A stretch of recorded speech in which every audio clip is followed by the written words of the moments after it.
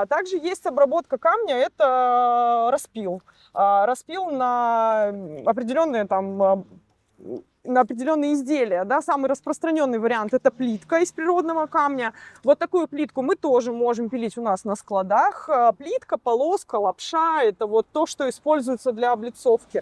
Но в то же время есть и возможность также привезти сразу готовую плитку с карьеров. Там на карьерах это тоже пилят. Опять же, все индивидуально, да, то есть заказчики, вы можете приехать к нам на склад, мы рассмотрим вашу задачу, да, которую, если мы понимаем,